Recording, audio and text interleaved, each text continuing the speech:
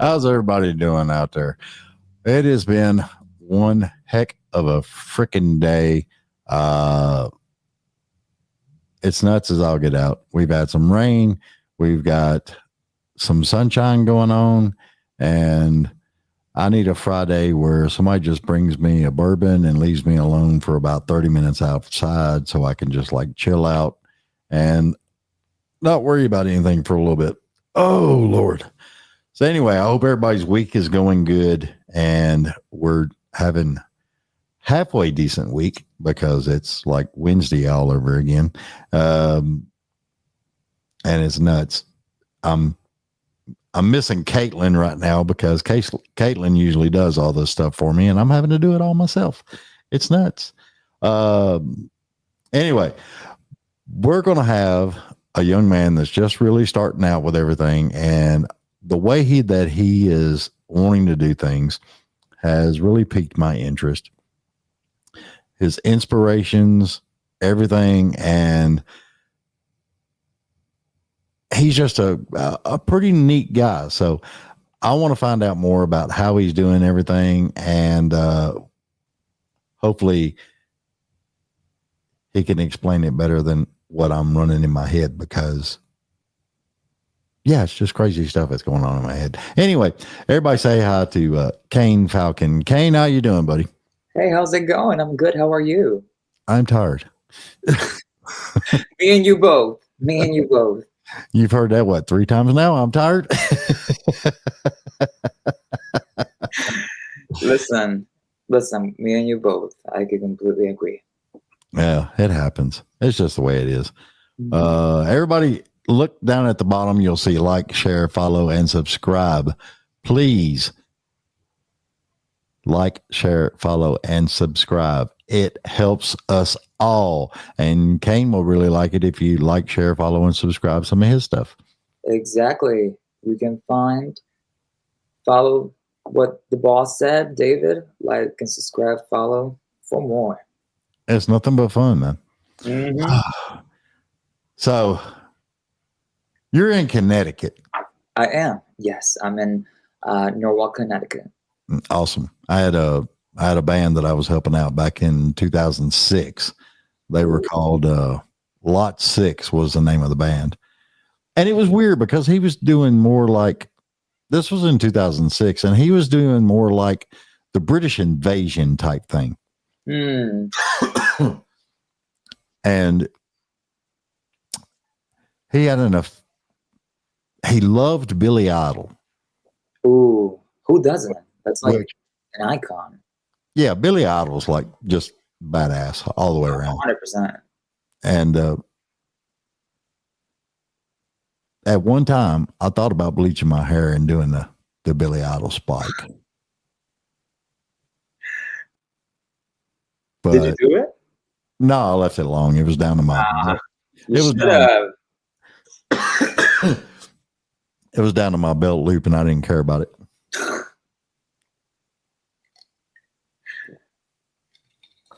Oh God, man, I'm ready for the weekend. Oh, me and you both. I can't wait. Lord, lately it's been schedules after schedules, but it's important to take a good rest. Take a day or two to really rest, do nothing, lay in bed, relax the mind and the body. See, I'll get on the couch every now and then and just kind of like in my head try to step away from everything, you know. Mm-hmm. Within 15 minutes, 7 more ideas that popped in my head, and now I can't rest. Right. Oh, that's like the worst thing ever. When you're trying to like rest and your mind is like talking to you.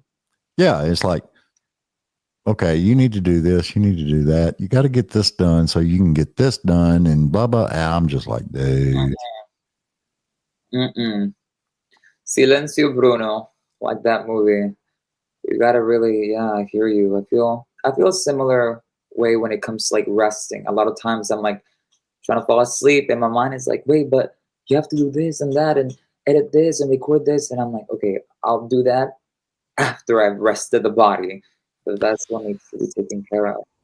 I know it's kind of like, one of those sales pitch commercials. Mm, They tell you all this stuff and you're like, okay, that's all he's got to say. And then he goes, but wait, there's more. right. There is more. No, yeah, I hear you. It's so important to like rest the mind and the body. And it's right in between the state of being like asleep and like falling asleep. It's in that weird state that, at least for me, that's where my mind is like, wait, did you do this and did you record that? And I'm like, okay, I'll worry about it later, or else I won't be able to sleep. Oh yeah. Well, it's, I know a lot of songwriters, country and rock and everything else. And it's just like, everybody's got that phone where they've got that little thing that they hit and they'll type in what just hit their mind and all this other stuff. Mm, Back in the day when I was younger, it was more like you woke up and you wrote something down that you just dreamt about. And then the next thing you know, you're writing a song about it. But everybody now is using their phone and putting lyrics in, or they're ooh, that'd be a good name for a song, or something right. like that. And they're doing all this crap, and I'm just like, dude. I mean, yeah, like to be fair, I have similar experiences. I feel like for me, when I go to sleep, I've had those where you're like asleep and you get like a melody or like a lyric idea in your head. I write everything down. I don't let a single idea go by. And so I have in my recordings, or like I don't even know if you can see that. Can you see that? White screen. It's a very, yeah, you know what? Let me darken it up. You can see the amount of like voice notes that I have. I have like a billion. Yeah. I literally have, I'm not, how many do I have? Over 5,000 voice notes of like experiences like that, where you're like falling asleep and you're like, you're asleep and you wake up, you're like, wait, I like this melody. Like I'll write it down. And then the worst thing about it is like I'll go on my voice app, I'll be like, and then like, and then you go to sleep and you wake up and you listen to it again and you're trying to like decipher, you're like, what was this? Like what was I saying? Trying to like break down the idea. You're like, "Huh." I'm trying to like, follow the melody in my head. I'm like, what was I saying? But that happens to me a lot. I do believe that when stuff like that happens, you have to kind of like catch it in the air. Yeah. You have to really like get in that like fourth dimension and really grab on the idea and like bring it out. So that happens to me as well. I'm like always writing small ideas. Like I'll be with my friends and I'll be like on my Apple Watch. I'll be like, da, da, da, da, and then my friends are like, "What are you doing? Like, what are you doing? Like, what a weirdo." So I completely agree. It's like it's weird, especially when you're about to fall asleep. Yeah. Yeah. I know the feeling. I don't have an Apple Watch though. I'm trying to stay. This is the weird part. The podcasts and everything I do Mm-hmm. is all technology and new stuff and everything else. And I got to stay on the cell phone and update stuff and do all this other stuff. But I keep refusing to get an Apple Watch because I don't want that much more technology added on to me. Right. And then like when I go in there to lay down at night, because I go to bed about 9:00. Oh wow. And Bless your heart. yeah, I know, right? When I was younger, it used to be go to bed at 2:00, wake up at 5:00, still hungover, and have 2 glasses of orange juice, 2 goody powders, get dressed, and go to work. Gee, I wish I could go to sleep at 9 p.m. I wish. Like I'm so jealous of you. I wish.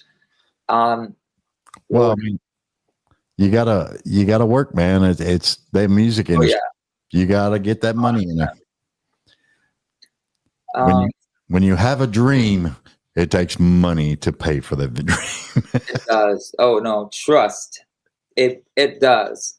Everyone should know that it's a really expensive dream. um, well, I mean, I feel like I am trying to better my sleeping schedule.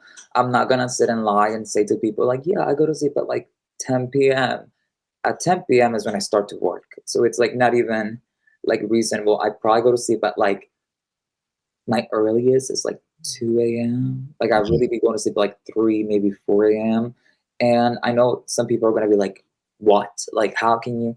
But it really is, like you said, like in the industry, it's like you have like no time clock. You have to just do the thing. Like I'm recording vocals, I'm approving this, I'm getting budgets ready, I'm getting music videos ready, I'm doing, photo shoots and this and approving that and emails.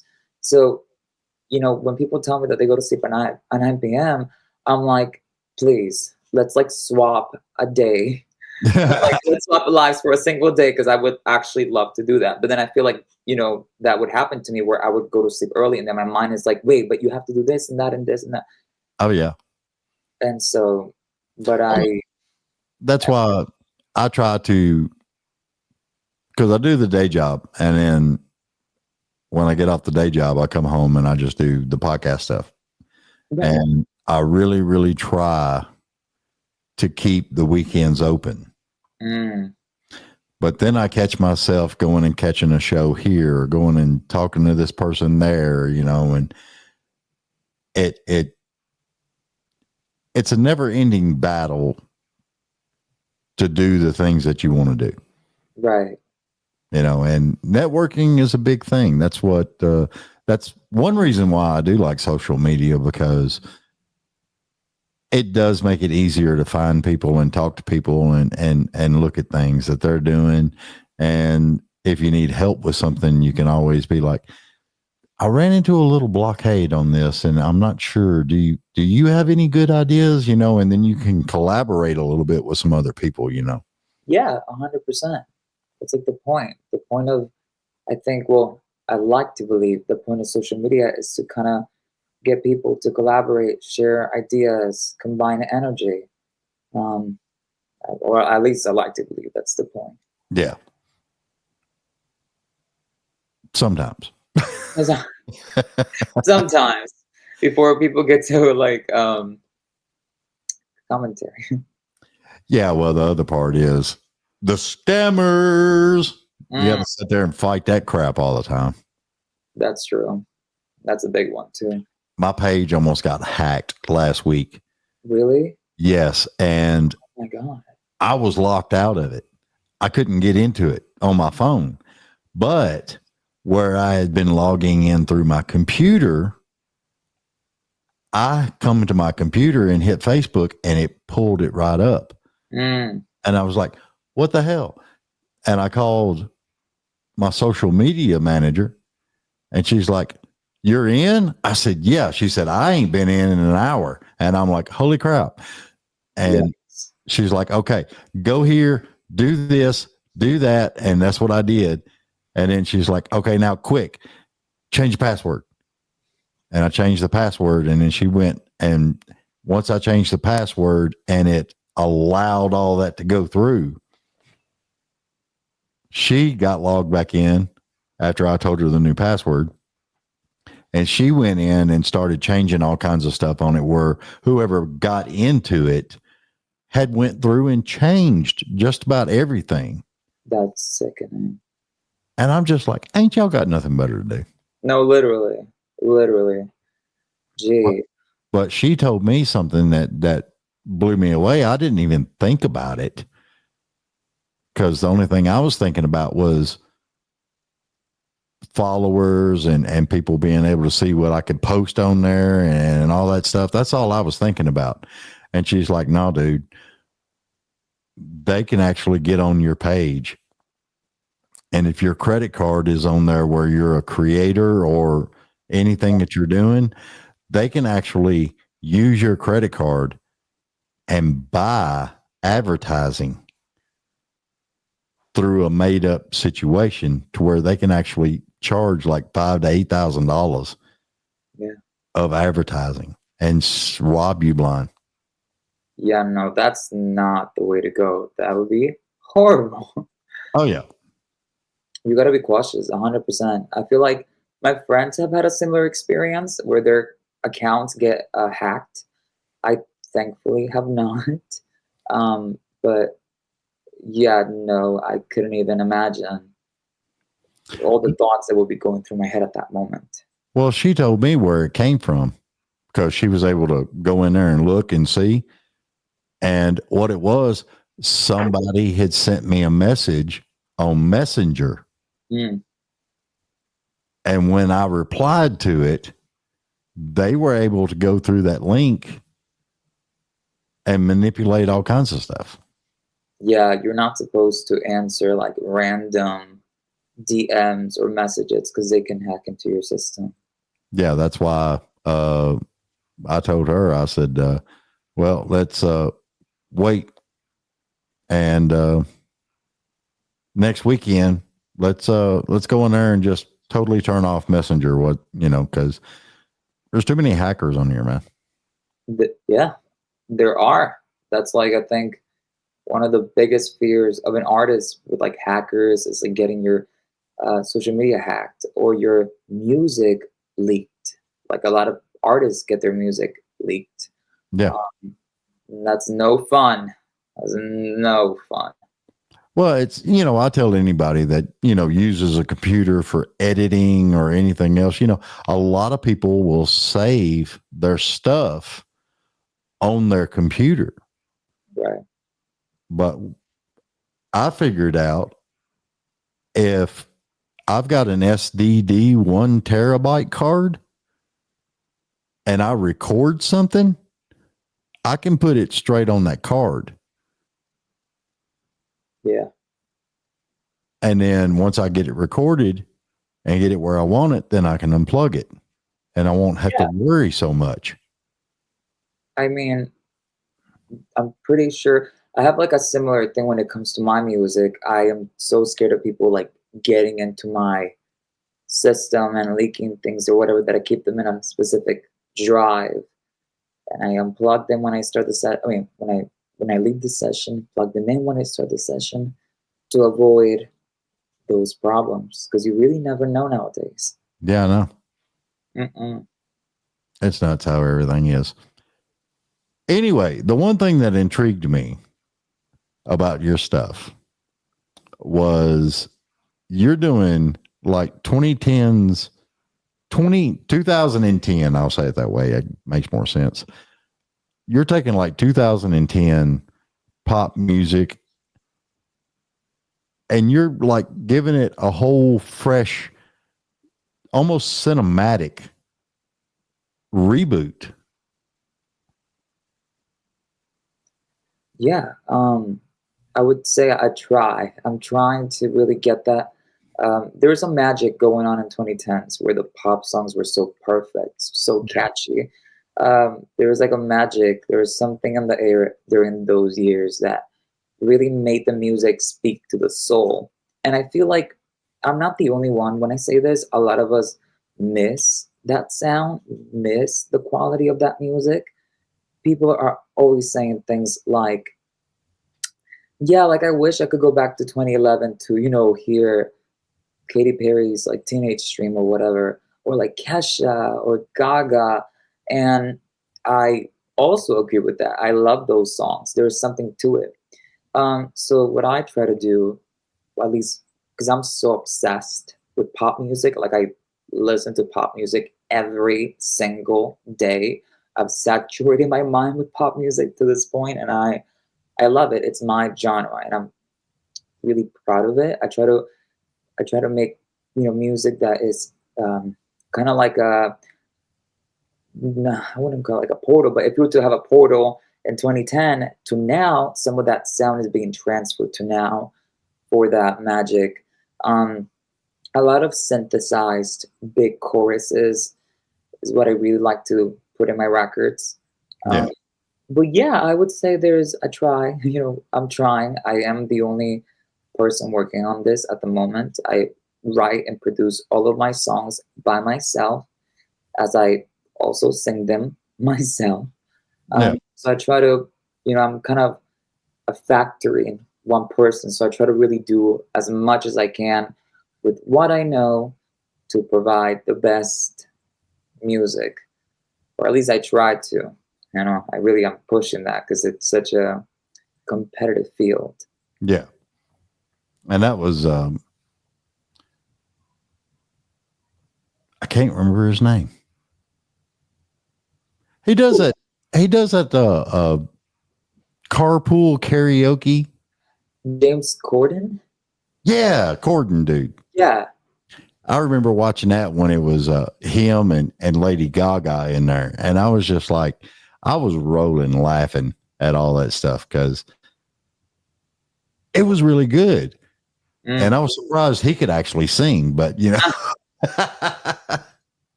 I mean, I love Gaga. She's like, I've always said that the two pop songs that I've ever heard in my entire life, like, were Lady Gaga's Bad Romance and Katy Perry's California Girls. yeah. And I found that through the making of this album and just my songs in general, they tend to either go like bright pop, like happy pop, or dark. Yeah. So I think it's really interesting. But Gaga is like a legend. She's one of a kind. Yeah. Well, I mean, I can tell you for a fact when you get pulled over and the police officer walks up to your car door and you roll the window down and you're sitting there singing Poker Face while you're looking over at him, he kind of looks at you weird. I mean, who wouldn't? That's like one of the best songs ever.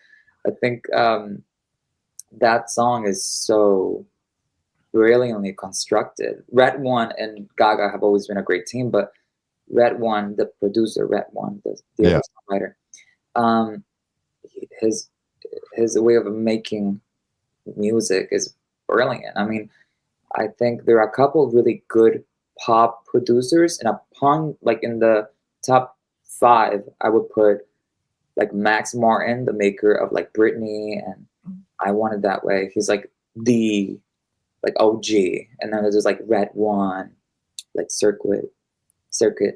I think that they did a brilliant job on Poker Face and Bad Romance and Love Game, and really, she had an amazing rollout. That was an insane album. No wonder why she.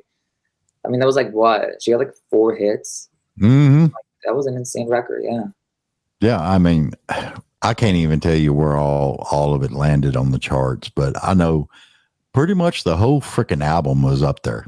Oh yeah, 100%. Just the opener track, Just Dance, was like massive. Like I remember hearing Just Dance everywhere. Mm-hmm. You couldn't go anywhere without listening to na na na na na na na na na na. Yep. That's all it was. Yeah, so I try to recreate a level of nostalgia with this record. Well, this upcoming album that I'm releasing was actually taken from my high school years. I'm currently 22. I've done music for now over 10 years. When I was in high school back in 2018, I had my first, not record deal, but like my first kind of like group of people who were kind of promising things. Yeah. And so I was like, I'm going to make the album by myself. Like I said, I produced all of my records. Even back when I was in like freshman year, I was like, I don't want anyone doing anything with me. I'm going to do it by myself. Right. The reason behind it was I worked with producers in the past. However, unfortunately, they weren't really good experiences.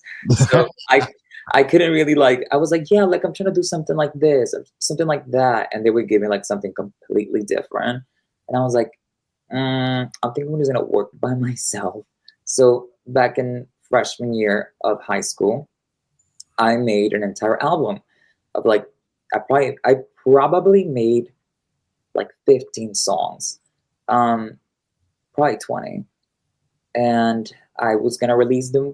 I was gonna release the entire album. We actually recorded a music video for what was supposed to be the lead single of that album. However, nobody would sign an 18-year-old boy that like barely knew how to sing and had like barely like any foot in the industry. Yeah. But so I literally like I was like, you know what, whatever. Like they ended up kind of forgetting about that project. I ended up sharpening my production skills and my writing skills, and vocally got, I think, better. Um, and it was as of lately that I was thinking about, like I really want to release that album, the album that I made in freshman year, because it holds so many memories of like my first love, my first heartbreak, you Yeah. know, like pep rallies, and you know, there's something about the high school experience that most of us can relate to. Like I said, whether it be the first crush you've ever had, that feeling of, I don't want to go to school, or Yeah. like, things of that nature. And there was a lot of magic that I unconsciously made in that album, because I think I was trying to make like hits, like pop music hits, but I Yeah. didn't know what I was doing. However, somehow looking back at that body of work, I was like, damn, this was actually pretty close to what a pop record is structured like. Right. Um, Have you thought about digging all that stuff out and just redoing it all? yeah, that's what I'm doing with this new album. Um, I was like talking to myself, and then I talked to my publicist and a couple of my friends, and I was like, hey guys, like, because I tend to go for a darker sound. Yeah. The singles that I have put out prior that we had to pull back because they were not fitting were darker, more on that Lady Gaga style. However, I wanted to go commercial. I wanted to go bright. I wanted to go big. And Yeah. so what I did was I was like, wait, I think I have the album that was made in 2018, and it sounds like very poppy, very commercial. Um, and it sounds like me. Like I feel like my personality is very bright, very like outgoing. And I was like, you know what? Let me pull the hard drive, and I plugged it in, and I heard like the first few like the tracks, and I was blown away. I was like, wait, this is actually like really good. I was like so shocked. I was like, this is insane, because I had no experience producing music. Like I didn't know what compression was. Like I didn't know what EQing was. Like I barely could set the session. And I was like, but there's a level of purity to those songs that I cannot Mhm. recreate nowadays. So I was like, I'm gonna try and talk to the people around me, and I played them a couple of the records, and they loved it. They were like, wow, this is really good. And I try to be reasonable with my decisions, because if I didn't release this upcoming body of work now, I wouldn't be able to release it 10 years from now. Why? Because I feel like I wouldn't be able to connect to it. Yeah. Like, I'm still young. I'm not 30 yet. So, and there's nothing wrong with it, but I'm saying there is some leftover high school, like sparkles, if that makes sense. Because this album was very teenage, movie type of style. So I wanted to, bring it back, and I did, and I'm currently finishing. I'm in like uh, three fourths, three fourths of the album in. Um, I'm finishing it. I'm really happy with the results so far. It's really interesting to see the growth that I've made, not only as a person, but as a producer, a songwriter, and a vocalist. I feel like I've accepted my voice more than before, because I feel like I always had like a pitchier sound to the voice that I had. And I Yeah. was trying to like sing darker or like more masculine sounding instead of just singing with my regular voice. And it's a very um, galactic sounding record. It's very, very bold and loud. Yeah. Which is, I think, a good representation of who I am, but most importantly, where I was in the process of making this album. Well, yeah, because I mean, back then, during the high school days and everything, there wasn't as much darkness and angst. Yeah. There was probably more happiness and, you know, the first girlfriend, you know, I mean, that Yeah. No, literally. puppy love will make you sing happy.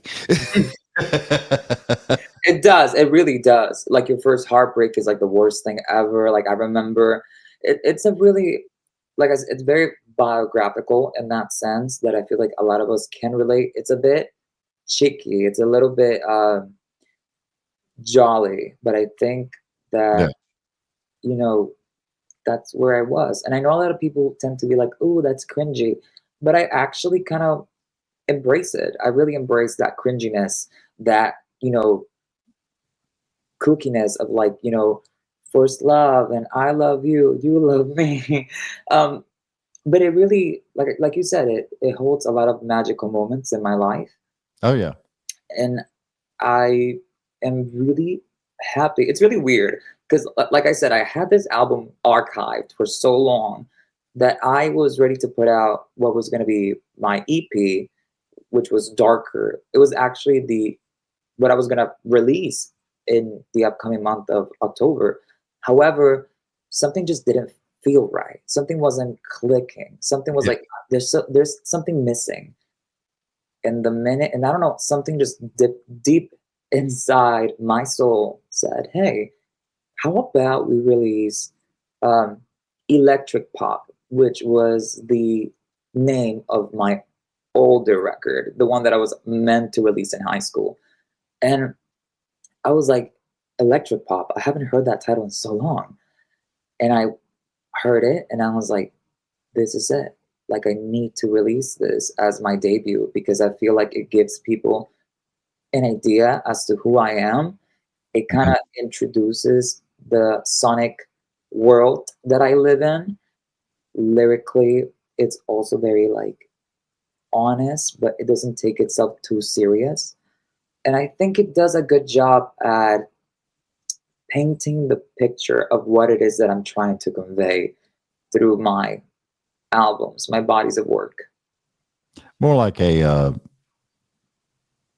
version of true storytelling. Yeah, literally. Yeah, because I mean, you know, that was a couple of things that really attracted me to. I'm still saying this damn phrase. I don't know why I keep saying it, but anyway, back in my day, when those real famous jingles would come out, and they came from heavy metal bands, and everybody was calling them rock ballads. You know, every rose has a thorn, you know, all these different ones. They were telling stories, man. And I was just like, Right. it blowed me away, you know? Yeah. And that's how you learn from like music. I think music, I like to use music as a message. And Yeah. by what you're telling me, you were able to gain the message from those songs. Oh, yeah. I mean, I don't know if have you ever heard Warrant? It doesn't ring a bell. Yeah. It was a 80s, 90s band. Uh, Janie Lane was the major songwriter, and the whole band Warrant. And they come up with, I mean, some of the greatest ballads that I've heard in a long time. You know, Heaven Isn't Too Far Away, and all kinds of stuff. I mean, it was just, you have to look them up and just check them out and listen to I them, will. because they got some good rock songs. But the ballads, man, the ballads were rocking on that. I mean, I loved it. They were hidden. That's what's up. Yeah. Mm-hmm. No, yeah. I mean, ballads are so interesting. I wrote one ballad for this upcoming album. Um, and it's funny because a couple days ago I was with my friends and we were listening to the album. I like to have listening sessions where Right. I bring people in, like my friends or just like coworkers, and we listen to the record and they give me their opinion. Because I am objective when it comes to my music. I would listen to it from a bird's eye view. I'd be like, okay, this is okay. This is not the best that it can be. However, when you have other people in the room and when you play that song, your ego or something pops up and you're like, wait, I should have changed that before playing the song, or I could have done this better, or something kind of awakens. Yeah. So when it came to me writing the ballad, I wrote a ballad, and I was listening to the album, and I normally ask my friends to rate it from 1 to 10, and they really liked all the upbeat songs, the intro, the middle of the album, and it was until like the very end, and they were like, I played them the song, it began, and their faces like dropped. And I Yeah. was scared. I was like, wait, is this good? Like, what is this reaction? And Mhm. they were like, this is so sad. They were like, this is so sad. And I was like, is it really? Like, I don't, and because it was a really personal song. And they ended up rating it like a 10 out of 10.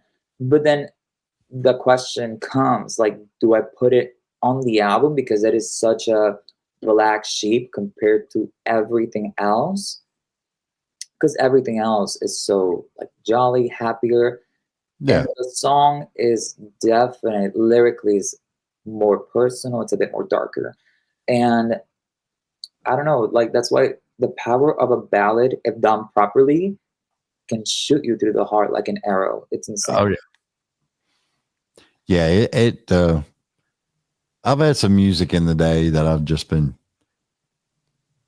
especially after a really, really bad breakup. Mm, If it wasn't for some of the songs that I'd run across and was listening to,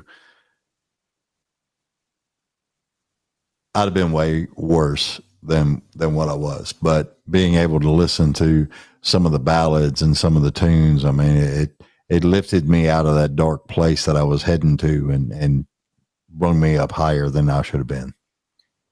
listen, you and me both. I remember vividly my first like crush was so intense, and I it was a very like the first set of crushes that you ever have in your life are the toughest ones to get over. Mm-hmm. And I feel like especially in high school, where everyone is like, insecure, they don't really know what they got going on. And I remember like struggling so much to the point that I was like, I need to like get over this. And I am never gonna forget this. I heard the album Think You're Next by Ariana Grande.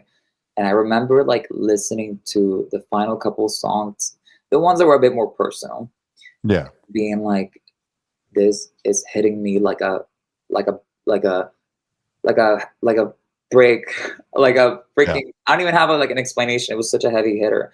Um like a house of bricks.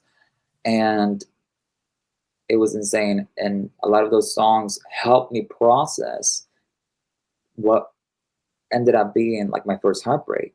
Yeah. And till this day, like I listen to some of those songs and automatically it brings me back to that place and time. That's why I think music can be such a powerful tool if used properly. Yeah. Um, and that's why for a lot of those, like you said, music can really help you through really tough and trying times. Mm-hmm. It can really make you stronger when you need to, you know, get some wings to cross the storm.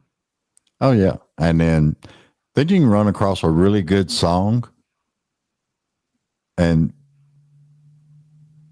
let's see, when was it? I don't think I had a cell phone that long because cell phones had just come out, but there was a way that you could record your voicemail. And I was bad about playing music in the background and then doing, you've reached David, leave a message.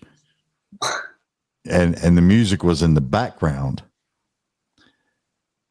And I did that. It was after I broke up with this girl. And I had Creed playing in the background, just blasting. And my kids got tired of hearing me listening to Creed. Great.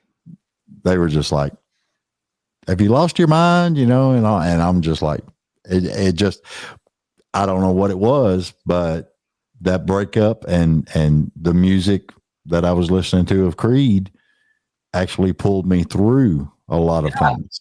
100%. That's like the point of music. That's what I'm getting at. I feel like when I want to listen to, when I feel bad or sad or you're going through something tough, like I have a playlist specifically made for that. Because again, the power of music is actually a lot more heavier than people give it, than people understand. Oh yeah.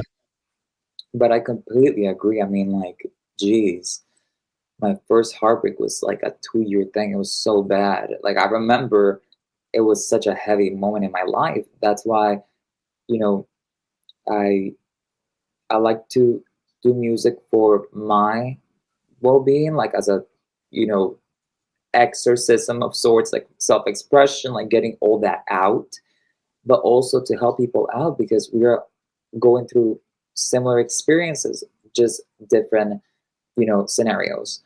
Like you said, like with your girlfriend, like I can guarantee you the right song at the right time really makes a difference. Oh yeah.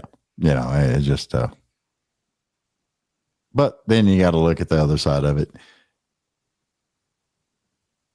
No breakups, no nothing. You're actually having a decent life. And then throw on some good tunes that just freaking make you happy, make you feel like you can conquer the world, you know? 100%. Always listening to those. I feel like, again, that is the whole, I think, magic of 2010s pop is the recession pop. That was when, you know, the recession was going on and people wanted to listen to happier, more party music to kind of escape what was going on back then. That's why I feel like listening to a lot of that music kind of really made me, I don't know, it definitely impacted like my personality, but in a good way, in a really good way. Yeah.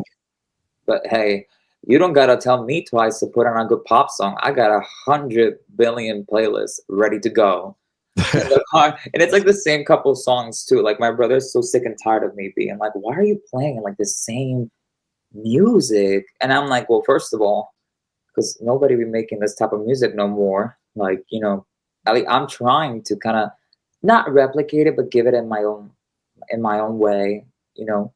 But also, it's like you just I just love good music. Like I love a good hook. I love a good vocal performance, and I just love a good pop song. I'm sorry, like I really do.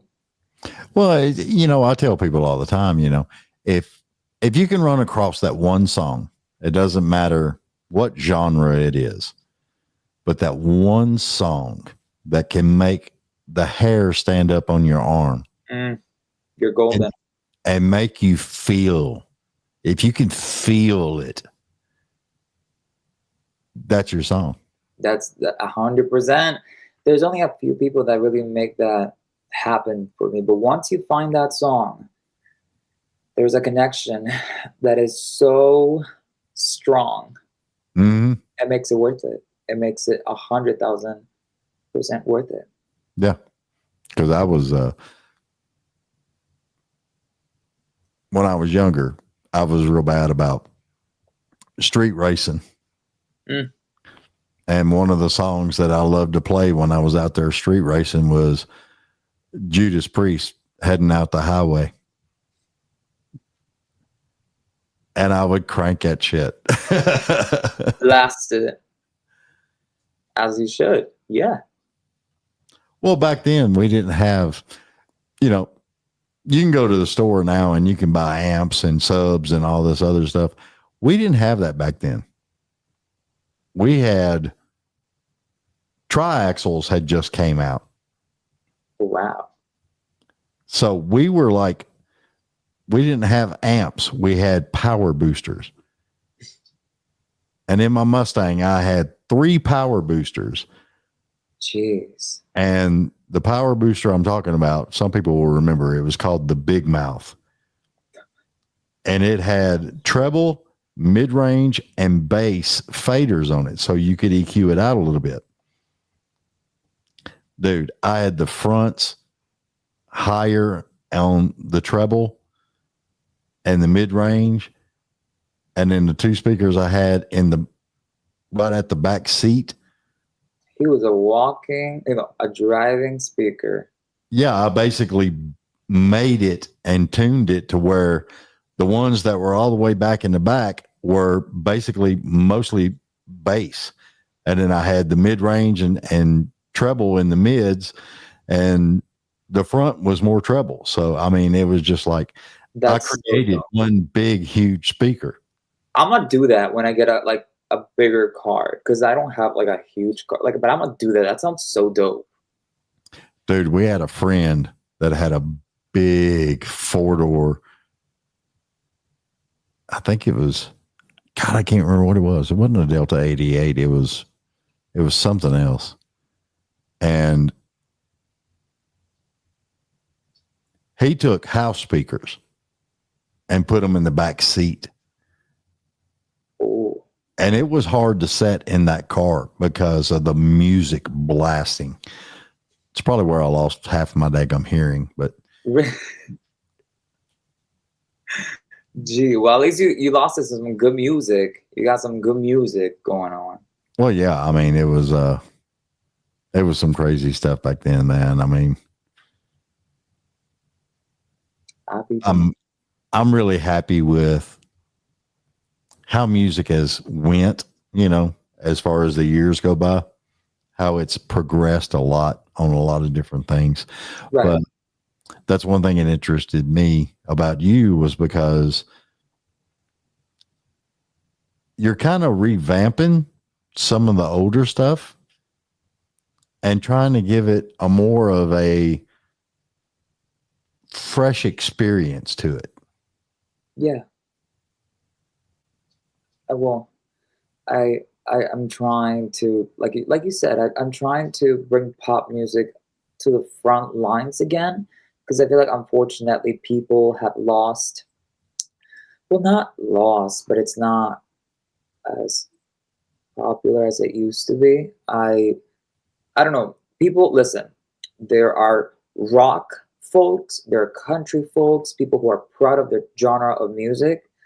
I am a proud pop veteran. Like, I will die on that hill. And I just feel like pop music, as of lately, is not being done in the way that it was done for a long time. Oh yeah. So I try to, give it my own magic, and do the best that I can and make something that I like, but also that I can share with others and they can maybe enjoy as well. I'm trying to think of the name of the song, because when you was talking about that, it popped in my head. One of the chorus was pop music, and I can't remember the name of the song. I don't know if you're talking about the one that's like, video kill the radio star. No, but I can tell you that I actually seen that video, and it was the very first video that came out on MTV. Really? Actually, I think I know that. I think I actually remember somebody telling me that. Yeah, that's a bop. That's a good classic too. Oh yeah. I got to figure this out. You're good. I'm like the same way. I'd be like at 2 a.m, I'm looking up a song that came up in my head. I'm like, what's the name of that song? Meanwhile, it's like an unreleased song that nobody remembers. Yeah, it's M-pop music. Yep. It's on YouTube. Wait, what's it called again? M-pop music. M-pop music. Yep.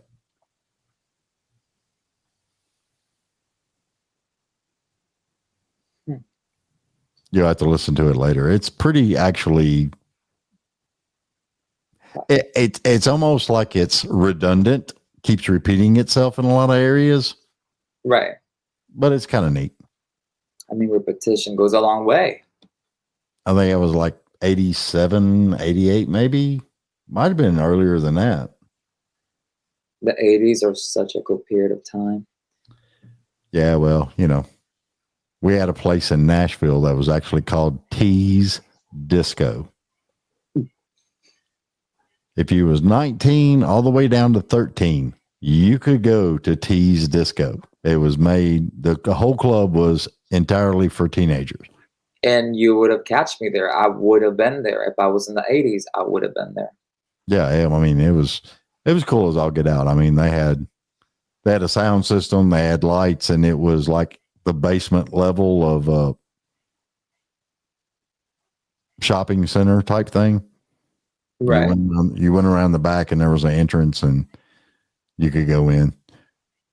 You would have catch me there, and I probably would have gone day and night. The entire weekend, you would have catch me at that club.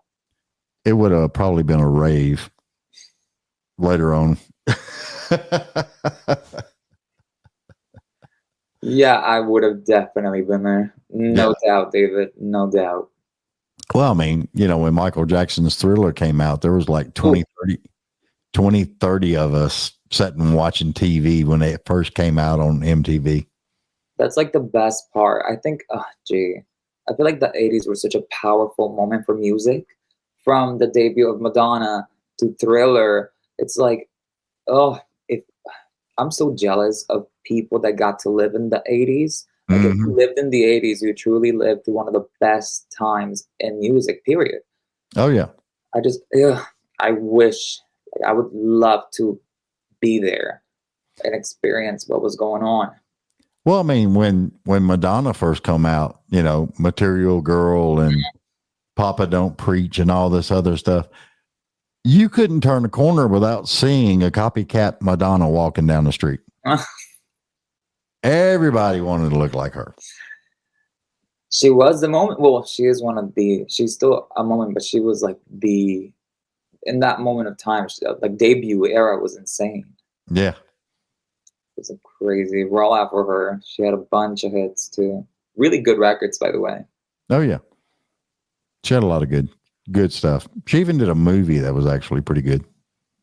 I think I remember I think you're talking about Truth or Dare, the documentary she had. I'm not sure if that's the one that you mentioned. No, it was actually a movie. Oh wait, yes, she's done multiple movies. I can't remember the name of it.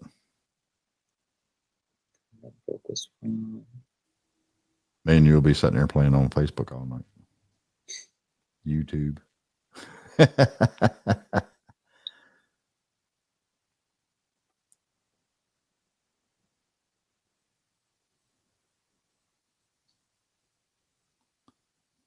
So when are you gonna get done and actually, because you got 2 songs out now? Yes. When you going to put this EP, finally get it all together and get it out? I'm going to release the album first.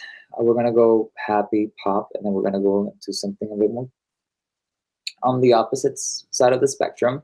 The hope is to release it by spring of next year. That's my hope, being realistic, because we both know that unless you have a record deal, a huge record label backing you down, it's kind of hard to pull through. So the hope is to release a couple. I think I might release 2 singles in the following 2 months. I mean, sorry. What's left of the year, I might release 2 singles. The hope is to release the album by spring and really just promote as much as I can. I'm really excited with the sound. I'm excited with the aesthetics of it, which is very like CD inspired. But yeah, we did pause. I paused the release of the EP to make this to release this body of work, and then we're gonna continue with the storyline. But I think the album should be coming out in spring of next year. Sweet. Yes, sir. Because you are your own worst critic. You'll be editing like crazy. But yeah, but I like to be also my own best friend. I like to also be like, I do like, even though yes, I will make sure that the song is actively good. Yeah. I ask myself, would I listen to this? And if the answer is no, then I don't. But I feel like, I also try to control that critic, and I have. So I'm just really happy that um, the music is speaking for itself, which is the most important part. Awesome. I love it. Brother man, it's been real, dude. I've really enjoyed this little talk about music. It's cool as all get out. Thank you so much for having me, David. It was a pleasure. Hey, no problem. I can't wait to see more of what you get everything together and get started releasing. I'm gonna keep my eye on you. Thank you. Thank you. All right. Tell everybody where they can find you, brother. Yes, you guys can find me on all platforms: TikTok, Instagram, Spotify, Twitter, Apple Music, YouTube, under the name Kayn Falcon. I think YouTube is Kayn Falcon Vivo, and on Instagram it's Kayn.Falcon. But everything else should still be Kayn Falcon. Awesome. I love it. Brother man, I will see you later, and I will stay in touch because I am very interested in what you're going to create. Thank you so much, David. I appreciate this. I appreciate you, Kayn. Have a good one, brother. Take care. All right, everybody. Go check out all of Kayn's stuff. And remember, hang on, I got to find it because Caitlin usually does this. There we go. Like, share, follow, and subscribe. Remember, it does help us all. It doesn't matter if you're in the music industry, you're a podcaster, you're just somebody that likes to get on and talk every now and then. It helps us all. So everybody band together and like, share, follow, and subscribe each other and get them numbers up, because when you start looking at putting a tour together or booking shows or doing all this other stuff, or you want that author that wrote that book that you fell in love with, you would love to meet them and sit down and maybe have that book signed. Like, share, follow, and subscribe. You can make it happen. All right. We're going to get out of here. Appreciate y'all watching. Love you. Mean it. Bye.